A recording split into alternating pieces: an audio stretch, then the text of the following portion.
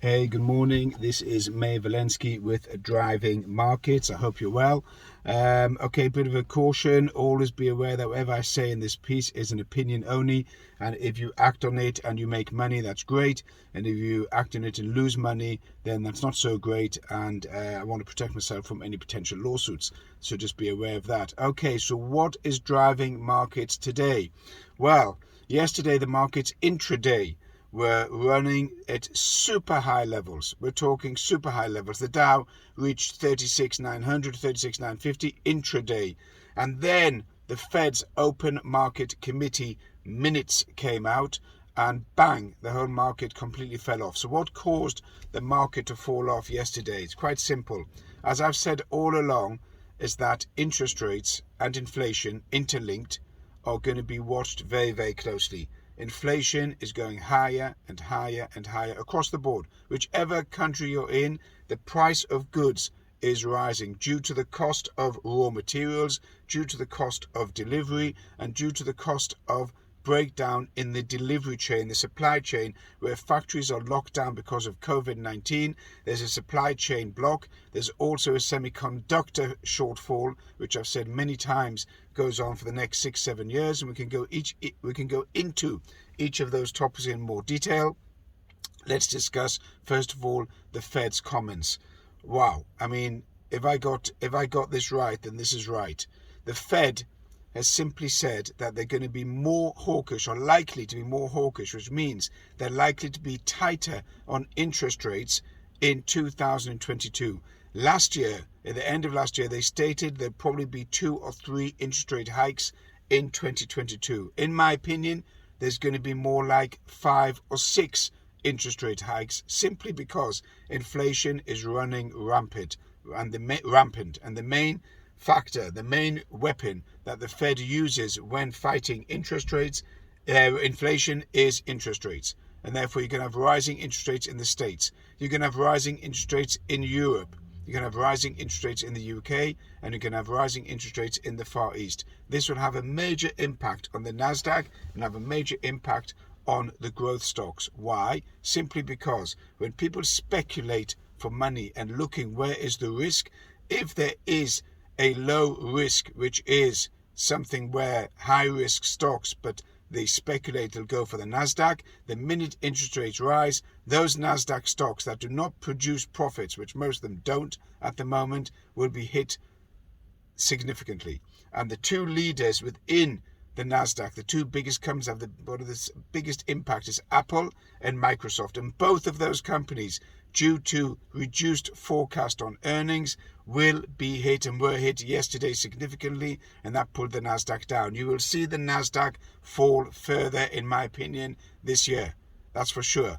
And in my opinion, and I think that's going to be absolutely hammered as interest rates rise, so that people will pull money out of high risk growth stocks like the Nasdaq, and they put it in more solid defensive stocks or cash in the bank, whichever drives them. So you've got to be aware of that. Look at where interest rates are rising, look at inflation rates, and you'll see the direct impact on the Nasdaq. If you look at Microsoft came off more significantly than Apple yesterday, simply because there's no volume in buying the shares at these levels. So Microsoft is likely to go down much further, in my opinion, and Apple is going to go down much further. Start taking out defensive positions. I've been saying this for weeks. Hopefully you've acted upon it. Start taking defensive positions on your portfolio. What's going to happen further regarding price action? So the January effect was the post-Santa Claus effect, which everyone feels happy, everyone is rosy, etc., etc. And then we go into January the 5th. There's only 2 or 3 days into the new year, and boom, the markets are hammered.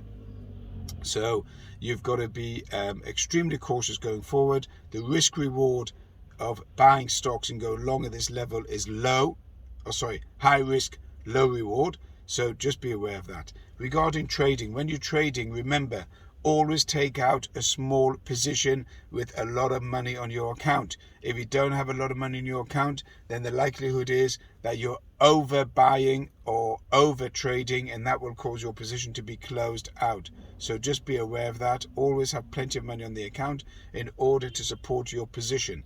when it comes to learning how to trade shorts and where to put stop losses on and where to put take profits on.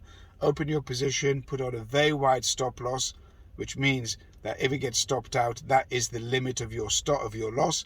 And always put on a take profit position, because you can't sit in front of the screen all day choosing when to go in and choosing when to go out. Use your limit orders, use your platform, put in instructions there, a clear instruction when to buy, when to sell, and then when to buy back, whichever direction you want to go in, and make sure that you understand your platform and you're trading on a cautious basis. Very important, trade on a cautious basis, otherwise you will be wiped out. I expect markets, in my opinion, to fall much further. I've said this all along, but I seem to be the lone wolf out there, because all the financial experts are talking about the Dow and the S&P and the FTSE and the DAX going to all-time highs and further all-time highs.